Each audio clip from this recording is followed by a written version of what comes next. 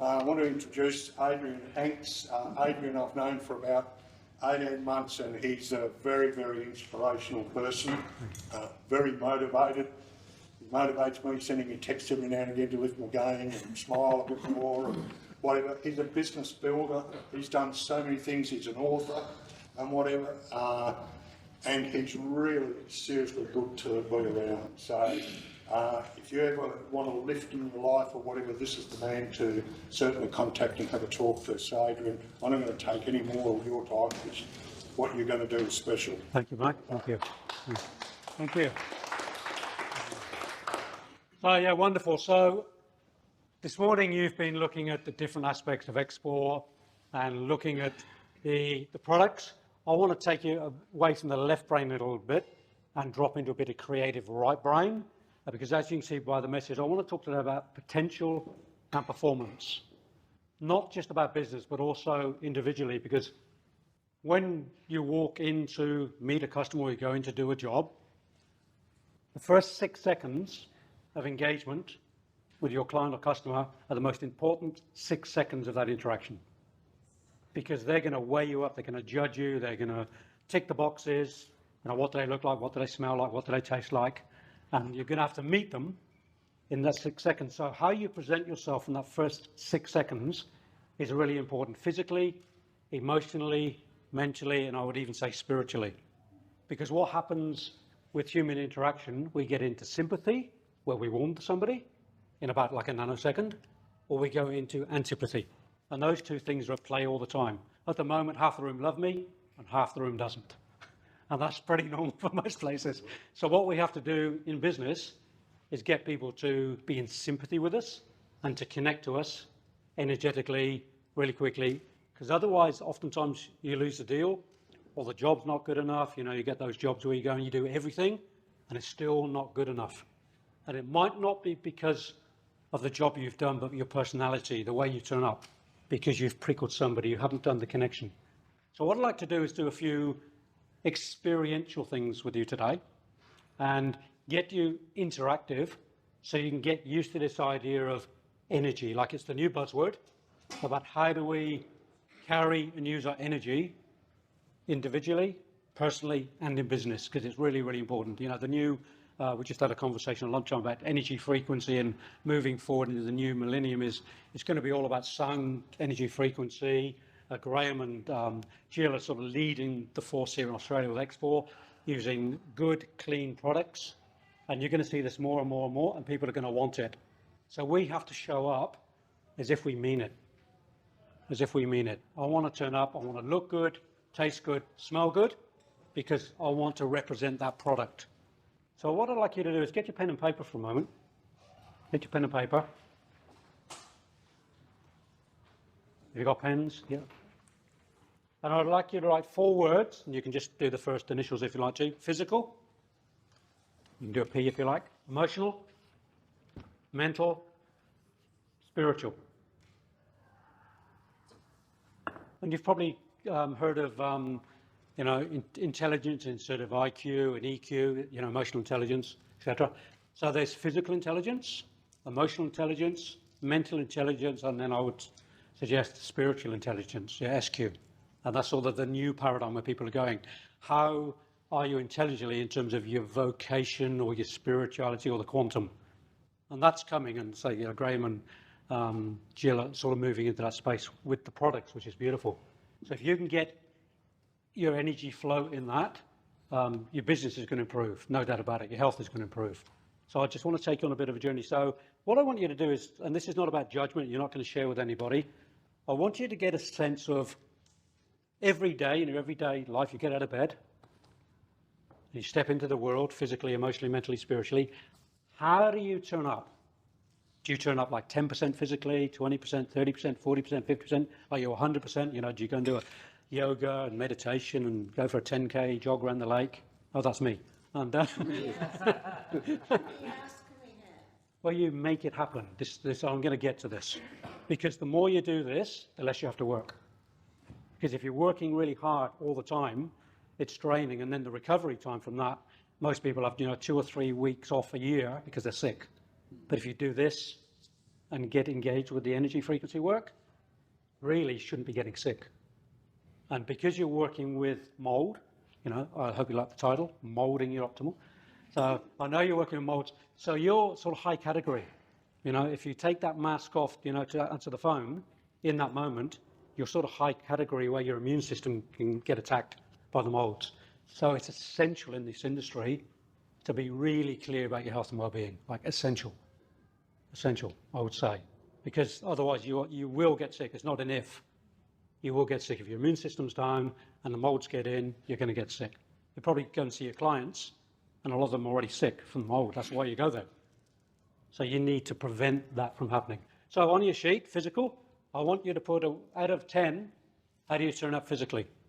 And I'm talking about, have you done the preparation? Have you done your yoga, your gym, your swim, etc.? Are you prepared? Did you have a good, healthy breakfast? How are you turning up out of 10? And if you've got 10, I'll swap places with you. So how are you turning up? Then emotionally, how do you emotionally turn up when you wake up in the morning and when you go through your day? Have you got the little what ifs going on? Have you got the half full going on instead of the full cup? Are you challenged and triggered by your relationships, your clients, your customers, the job? Can you really hold yourself emotionally and be present without being triggered, without getting into judgment, reaction, projection, and all those different things? How stable are you emotionally? And then mentally, what's going on upstairs? Is it just madness? I work with a lot of clients who just cannot sleep at night because it's like 24/7. So if that's you, learn to switch it off. How many people, by the way, in the room meditate? Any sort of meditators in the room? 1, 2, 3, 4, 5. All right, so by tomorrow, if I walk back in on Monday morning, I'd love to see everybody go, I meditate, because honestly, meditation is my medication. I've been doing it for 30 years every day, and it's the go-to place. It's free, it's easy, 24/7. Takes 8 or 9 minutes to drop in when you get used to it, and it's a great recovery tool. It's a great resting tool. 10 minutes of meditation is like almost like a night's sleep when you get it right. So one thing I want you to write on that sheet on the bottom, please, is from tomorrow I will meditate. From tomorrow. Then Graham's going to check up on you at 6 o'clock in the morning. Are you with me, brothers? So seriously, I want to give you a few tips. If you follow up, it's your call. I suggest you do. If you don't, you don't. But I suggest, take this seriously and follow through on some of the gifts you're going to receive today. So you've got the physical, the emotional, the mental, and then I'm going to suggest spiritual. And what I like to put in the spiritual space, because for some people that's a woo-woo sort of space word, is replace that word with vocation. Because what you're doing, for some of you it may be, but I'm probably thinking it's not, because you're getting involved with a really decent company that loves its principles about using with holistic, healthy goods. It's probably more of a vocation than a job for most of you. So for me, that can be spiritual too. You can have some connection, some meaning, some purpose behind what you're doing. And you can start to live in that purposeful journey, and you'll enjoy your work more. So how are you turning up in terms of your purpose, your vocation, your connection to it, your joy to it? So give yourself a 1 out of 10 for that one. So you should have 4 numbers on your page and the word meditation. So just as a quick quiz, how many people have got 4 numbers on their page? Hands up. A couple missing. You need four numbers on the page to finish the exercise. And who's got meditation written on the paper? Everybody? Yes! We have a 100% score. So add those 4 numbers up. If you need a calculator, there might be one around somewhere, but you should be okay. Add the 4 numbers up. So this is out of 40. Yeah, add the numbers up out of 40. So write 40 on the bottom line and the number on top.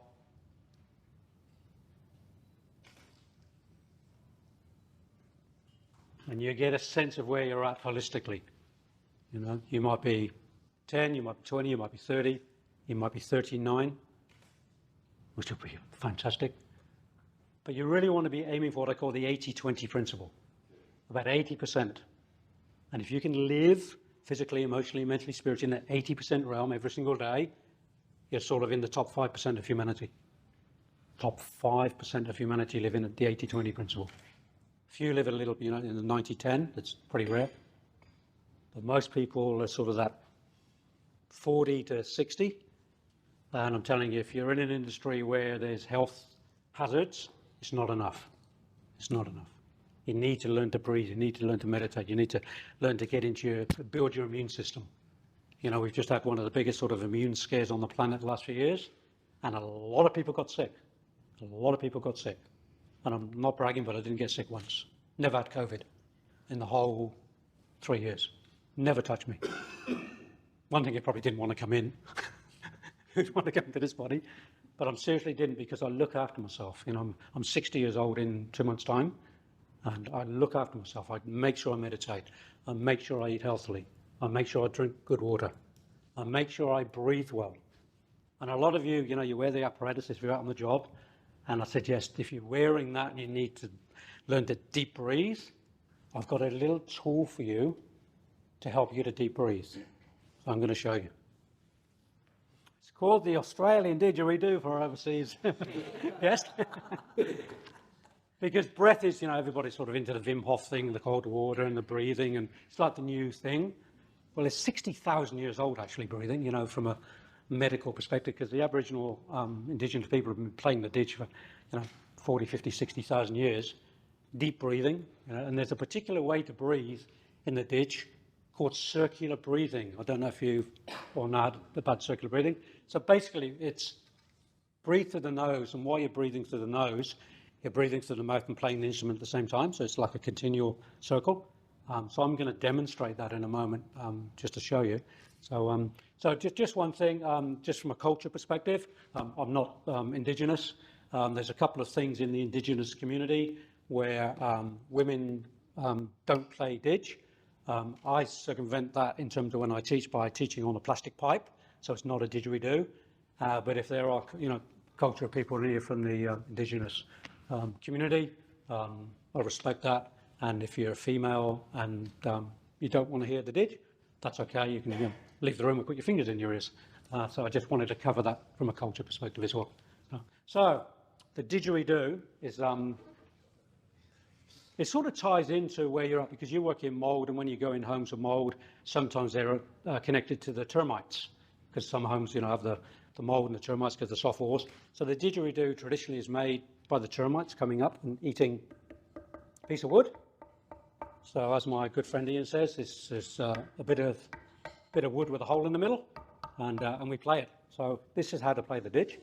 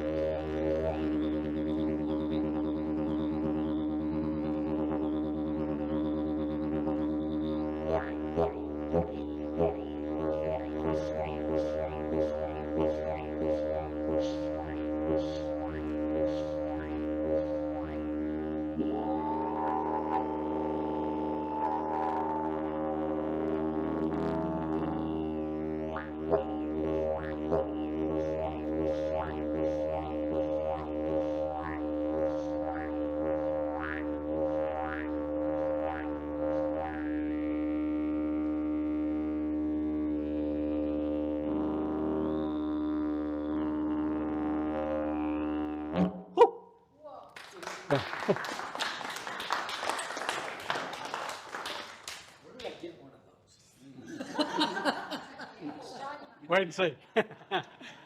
So, a question for you. You saw me list circular breathing, yeah? Now, I want to go into that space of mindset. And I want you to be quite honest with yourself. When you saw me circular breathing, how many of you said, I can do that? How many of you said, I can't do that? Put your hands up, come on, be honest. Mindset. Mindset. And this is where I want to go. That's why I love the didge, because it looks really difficult to circular breathe. It does. But I'm going to let you in a little secret. You know when babies are born, when they suckle on the breast? Do you know what they do while they're circular? They're circular breathing. Circular breathing. So if you've been breastfed, you can circular breathe. You've just forgotten. Oh, there's always one. There's always one. Always a good training. So a lot of things, we know how to do them naturally, but what happens is when, and I teach a didge, and when people start the didgeridoo, what the brain tells us, what the subconscious mind tells us, when we change our regular breathing, and for most people, breathing's like here rather than here, down in the horror, most people, shallow breathing, is the brain says, I'm going to die, this is dangerous. Because we're so used to our breathing, we're so reliant on the way we breathe that when we change that, it's like going under the water for 2 seconds too long, panic.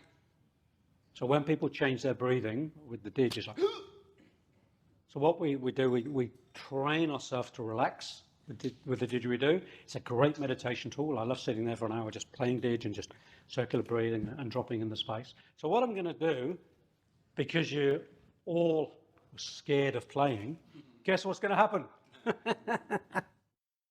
So a couple of things with the didgeridoo. One is mindset of I can. So in the biggest chorus you've had all day, can I hear those 2 words I can, but then repeat I can. 1, 2, 3. I can. Well done. So you can. So you've already convinced the subconscious mind that you can. So what you can do when you turn up to a job, to a customer, you can say, I can play the didge, so I can do anything. Because if you can mindset playing the didge, you can mindset anything. Because it's one of the most challenging things in terms of the mindset going, I'm going to die. Apparently death is like one of the worst things to experience. And so what I'm going to ask you to do is, so this is about following instructions. Some people are really good at it, and people like me are not good at it. So if you're in my camp, please bear with me and just follow. So the first thing to do on the didgeridoo is to get a drone, which is this. Now, most people in the room are probably going to get this. Sort of noises. And we don't even have to go down the gutter for that one. But so the idea is to get a noise like that. So for the next 30 seconds, I'd like you to put your lips inside. So it's not like on the outside. It's on the inside. And what I'm going to ask you to do, this is rule number 1. When you've done it, everybody in the room, just drop your shoulders and relax. That's it. Because I'm trying to play the didge like this. It's really hard work. And this is how a lot of us go through life, tense. Yeah, and if you're trying to play an instrument, the didge or the trombone or trumpet, my 9-year-old granddaughter just taken up the trombone. So I'm trying to get her to relax and play. So it's just all about dropping the shoulders, moving the neck, limboing up, putting the didge, and getting a sound. So off you go for the next 10, 20 seconds. See if you can get a sound. Wow, I'm impressed.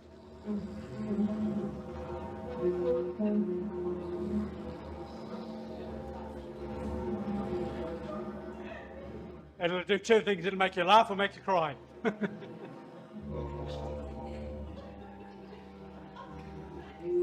Alrighty. So just hold up. That sounded fantastic. Well done. So just to show of hands, who got some semblance of sound out of the didge, like something came out the other end?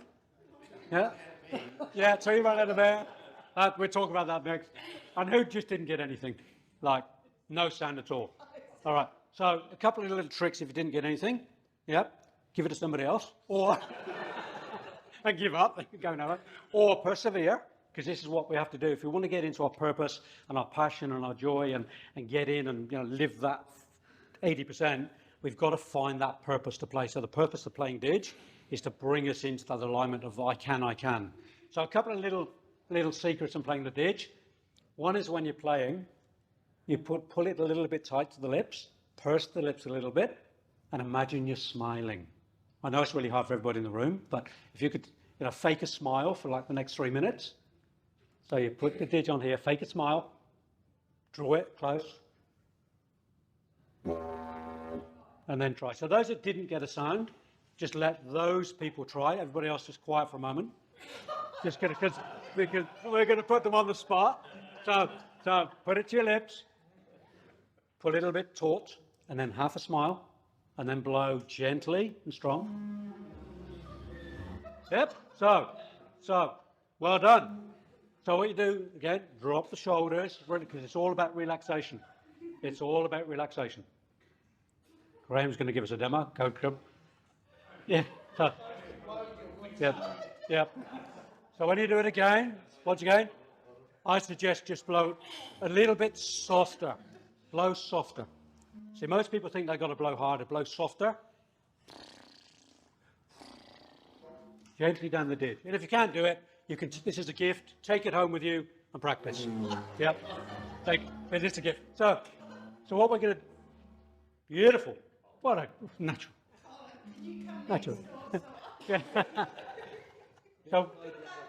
So what we're going to do very, very quickly in about like a 10-second go is I'm going to show you the process. It's blow. It's called a drone. And then we do something that everybody laughs at. It's called a raspberry. So you get the raspberry, which is this. You know when you're in a swimming pool and someone's next to you and you spit water at them? Yeah, there you go. That's what we're doing. Essentially, we're imagining, because please don't make a mess, imagining we've got water and we do it down the didge. It's called a raspberry. And then what we do, we bring the raspberry and the drone together.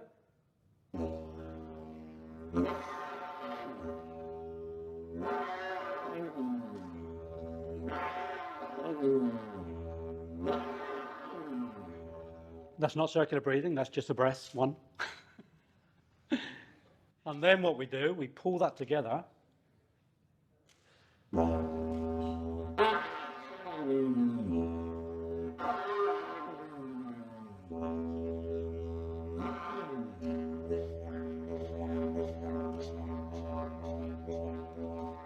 And eventually, after like 3 minutes, you can circular breathe. But usually it takes a few days or a few hours. But just wanted to show you the process of how to get to that space. And it's a bit like life. If you choose to do something like meditation or motivational work or going to the gym, doing yoga, doing running, it starts with the first step. It starts with, if you like, the drone. You've got to get the frequency right. And then once you get the frequency right and you feel comfortable with it, it gets a bit longer. Then a bit longer, and then you throw in the techniques, and then eventually you're circular breathing, and then you're in that holistic space. It's good physically, because I'm breathing right down here in my hara, like down here, and my whole body's, energized. I worked in South Africa for a while. I did my psychotherapy training there, and we used to do live blood analysis. And my good friend Catherine was a doctor, so she had all the screens and everything. And we did a lot of different blood analysis for clients who were coming in with certain things, and then after the session, and the blood analysis changed. So we did it with the didge. We played didge in the room. I had my blood tested. People in the room had the blood tested who were listening. And then they did the live blood analysis after an hour, and it was off the charts. It was incredible. It's one of the most powerful healing tools on the planet, I believe. It's 60,000 years, so it's got some traction, I'd say. So it changes your whole vibration. It changes your energy. Some of you now, even if you've played for a couple of sessions, you might start to feel the tingling in the body. Your energy field goes up. Your immune system goes up. Your heart rate may have gone a little bit. Hopefully not too much for anybody who's got a dicky heart. Cause no liabilities here. So, Graham, I hope they've signed a waiver. So it's a really good instrument to get in tune with. But we don't need that to do the exercise. We just need the commitment to do what we need to do to get into a healthy space, physically, emotionally, mentally, spiritually, so we can face the day, face our clients, face our customers, face the job, face ourselves, which is probably the most challenging of all, isn't it? When we, that proverbial mirror, and we look in there and go, whoa, who am I looking at today? I'm not the best person on the planet today. So pick up the didge again. Step one, and if you're not playing yet, if you haven't got a drone, just persevere, relax the shoulders, blow softly, not hard. It's a soft, gentle. And what you might find, just so you're not restricted like this, because it's hard, is push the didge away from you or hold it up, or even stand up. But if you're doing this, it's restricting. So just by lifting the head, It's much easier. So just for 10 seconds, so get the drone. Get the drone. Wow.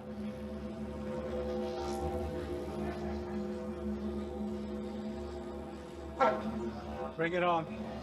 Bring it on. Oh. Oh.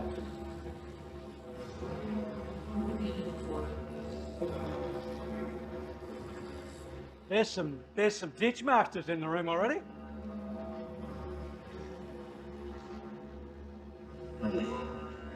Were you circular breathing?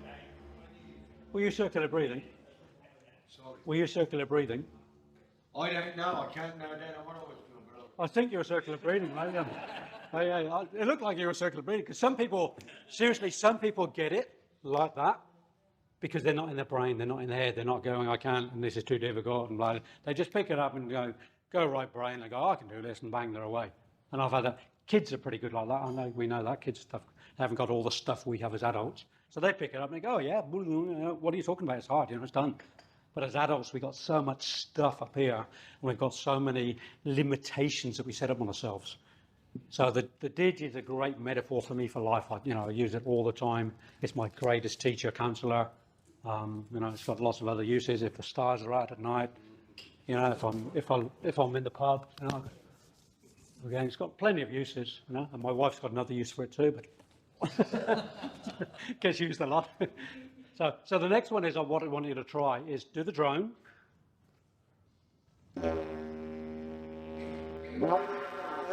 And I'd suggest a second or two a drone, once you feel it, then shoot down a raspberry. And let's just have a bit of fun and a bit of laughter.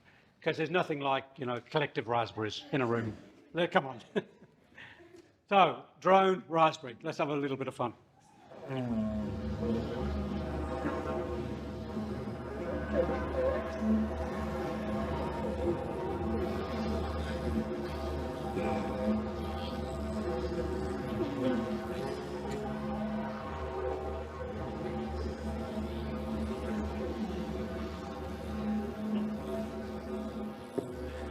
Fantastic. You have permission to raspberry as much as you like when you're on the didge, so you can just play away. Yeah. So what I'd like you to do is just put the didges down for a minute. And as I say, this is a gift, from Graham and Jill and myself. So take it away. If you don't want to take it, leave it behind, and we'll make use for it. There's a few different things we can do with them. But you can practice on this every single day as a tool, as an effective tool to help you with your health and well-being, to help you with your mindset, and also annoy the neighbours and the kids. It's just brilliant. It's 3 o'clock in the morning. It's fantastic. So and there's one little bit of a practice, and I say this to people: when you're practicing the drone and the raspberry, if you want to make people sit at the traffic lights, when there's nothing to do, and just practice your raspberries, your drones. It's a lot of fun. You just get all these people looking at you. It's a great effective way. But you might need a cloth for the inside of the windscreen. Well, you have to anyway driving a Volvo, don't you? I love it. Somebody admitted to driving a Volvo. It's a first, so well done. So yeah, the didge is great. So what I'd like you to do on the same piece of paper, or flip it over, is I'd like you to imagine for a moment that 3 months down the track, physically, emotionally, mentally, spiritually, vocationally, with XSpor, with this business, that you've gone another leap. You've gone another 10, 20%, physically, emotionally, mentally, spiritually, in business, with KPIs and your customers, and you've just gone that next little notch. You've gone through another 10%, and 10% is a lot. That's a good number. If you're reaching 10% annually increase in business and health and well-being, it's actually very good. So imagine in 3 months' time, we all meet up again. You go, Adrian, I had my number, I had my 5s and 6s and 7s, and now I'm not a 7, like I'm a 7.8 or I'm a 9, and feel that for a moment. I call that your future potential. That's what I said, when we started. This is about your potential. So we have, the Adrian in the room and the people in the room right now, and then we have those who will come back in 3 months' time, and we'd be different, potentially. I'm going to say that one again. We could be different, potentially. And the only way it will change is if we do the work, because nobody's going to do it for us. Nobody's going to get up and meditate for us. You might get somebody to play the didgeridoo for you if you're not playing, but nobody's going to go to the gym for you. Nobody's going to do Pilates for you, which is a real shame because my daughter's a Pilates teacher and she's 23, she's fit as a fiddle, and I'm exhausted at the end of Pilates. So it's about finding the commitment every single day, physically, emotionally, mentally, spiritually, vocationally, to get to that next level. So I'd like you to write down one thing on the physical, one thing on the emotional, one thing on the mental, one thing on the spiritual, that you could do starting 6 a.m. tomorrow morning, or even tonight, just to take yourself up a notch. And it might be that you put something into your life. That could be, yeah, okay, I'm going to start my yoga. You know, I've got to move on from origami because only my fingers are getting a workout and I'm going to start doing yoga. Or it might be you need to take something out of your life. It might be some habit you've got of something that's going in that's not good for you. You know, it could be, you know, alcohol. It could be, you know, your lollies at the end of the day, whatever it is. It might be about just reducing it. You know, if you're doing 3 bottles of wine, just do 2, you know, in the afternoon after work, or whatever it is. So it might be bringing something in, but it also might be reducing or taking out of, just to improve your health and well-being. Particularly the final one in terms of the business around XSpor. What can you do to lift your game there? How are you going to meet that client or customer with that new energy? If you get a bit stuck, you can rip the paper off and take it home and do the homework tonight after a bottle of wine or 2. But it's good to get something on paper in a workshop, because if you don't, you probably leave here and you never do it. That's why I love in-workshop work. And then you can screw it up in your pocket, take it and put it in the bin, or you can go, wow, I'm going to work on that. The next time we come into the room, I'll be, you know, playing with didge and circular breathing and busking around Europe. You know, in just a side story, in Switzerland, they have the biggest didgeridoo festival in the world in Switzerland, called Swizzeridoo. Swizzeridoo. And they have hundreds of players around the world. And one of my ambitions is to play there on stage in a few years' time. I've busked in Switzerland with Roman, the guy that organises it. But to book in and play there, you've got to be 2 years. 2 years booking in, because he's, you know, so inundated with didge players who want to play. So if you want to play, I wouldn't now play until 2025, 2026. But it's on my agenda to do that. So I have to improve my didge playing a little bit to perform in front of, you know, 20,000 people. So I'm on that mission. So 10% for me too, because it never stops. You know, so hopefully everybody's got something written down physically, emotionally, mentally, spiritually. Yeah. And if you haven't, I can lend you some, because I've got like a bag full of the stuff to work on. So everybody's got something. Now, in all sincerity for yourself, not for anybody else, no judgment. It's not about, you know, about me. This is about you. On the bottom of that, from a scale of 1 to 10, how likely are you tomorrow to do something about this? If you put 1, that's fine. It's your journey. If you're really committed, or you have committed, be really honest with yourself. I'm going to wake up tomorrow and I'm going to remember this bald-headed guy with a stick with a hole in it, and he said this stuff, and I may work on this stuff or I may not. And the stats are about 8 to 10% in the people in the room will. Yep. The rest will think about it and do nothing. And some will just think it's a lot of rubbish, about 8 to 10%. So if you're in that 8% of I can, I will, congratulations. If you're not, make it happen. Become that. Change that stat.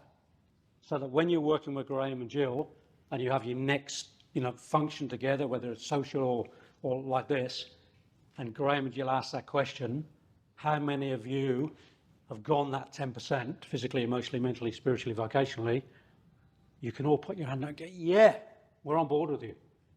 We're on board. We're a team. Now, this is, I think what this, you know, conference is about is forming the team, collaboration, connection, commitment.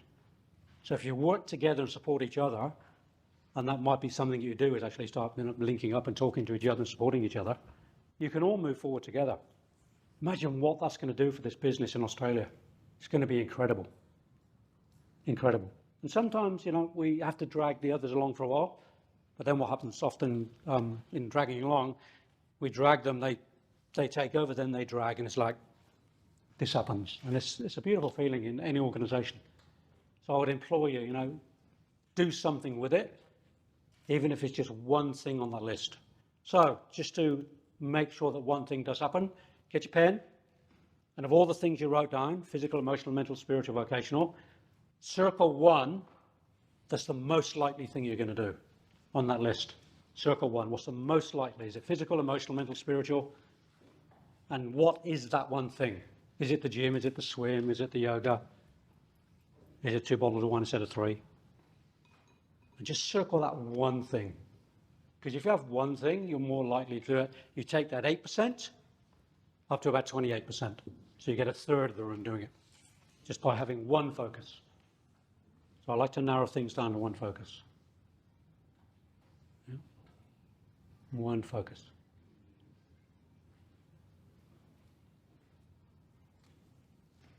All right, so who's got one thing written? Hands up. One thing. Everybody, after 3, ready? Let's do this. 1, 2, 3. Yes! No. And again. 1, 2, 3. Yes!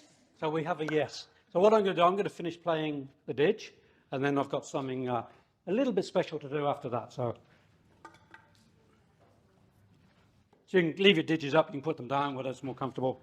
I'll finish off with a bit of didge, and then we'll have a bit of a Q&A if you want for 5 minutes, if there's any questions about the didge or life or footy or whatever you want to talk about.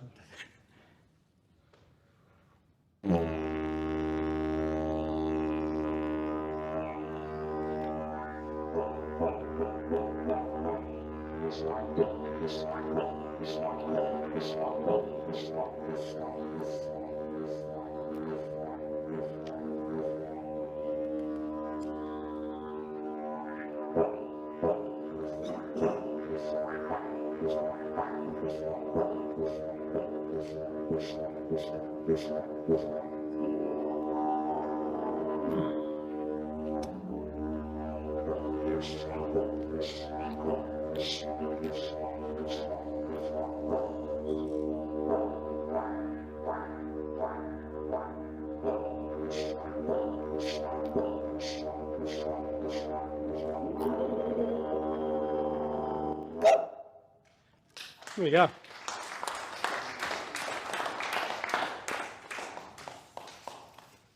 So somebody asked a question, where do I get one of those from?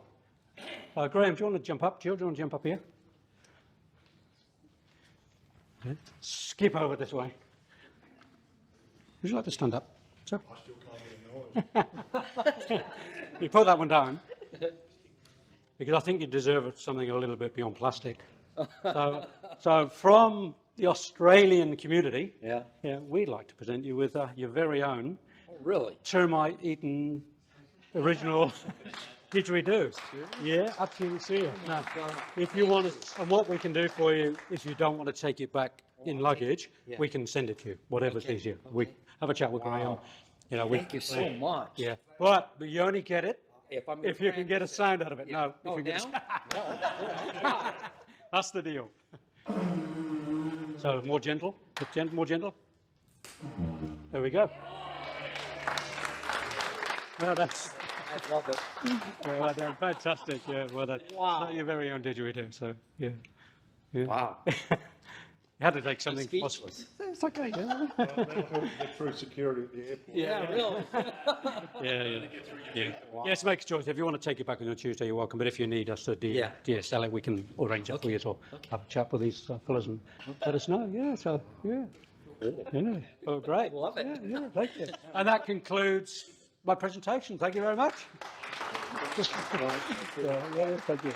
Perfect right next to my singing bowls. There you go. Yeah, perfect. And we can Skype, we can Zoom, and I'll give you a lesson. How's that? Yeah, that's just The energy. yeah, fantastic. Wonderful. So, thanks, So mate. guys, that's from all of us in this class of Yeah. 23.